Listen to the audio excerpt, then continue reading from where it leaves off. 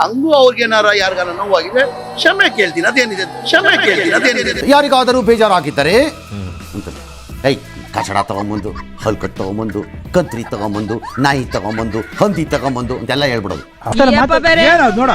ಕೆಟ್ಟ ಮಾತೇ ಬೈತಾನೆ, ಕಿವಿ ಕೊಟ್ಟು ಕೇಳಕ್ಕಾಗಲ್ಲ.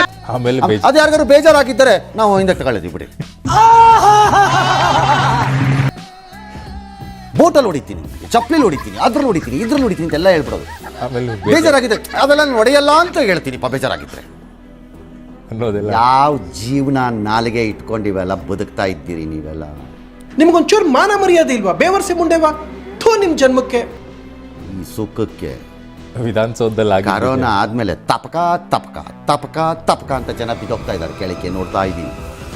ನಿಮ್ಗೊಂದು ಭಯನೂ ಇಲ್ವಾ ಯಾರಿಗೂ? ಇಲ್ಲ, ಚಾನ್ಸೇ ಇಲ್ಲ, ನೋ ವೇ. ಕರೋನಾ ಆದ್ಮೇಲೆ ನಾನು ಹೇಳ್ತಿಲ್ಲ, ರಾಜಕಾರಣಿಗಳಲ್ಲಿ ಏನೂ ಆಗಿಲ್ಲ, ಭಯನೂ ಇಲ್ವಾ ಅಂತ ನಿಮ್ಗೆ? ಅದು ಏನು ಜೀವನಗಳು, ಅದೇನು ನಾಲಿಗೆಗಳು, ಅದೇನು ಭಾಷೆಗಳು. ಥೋ ಥೋ ಥೋ ಥೋ.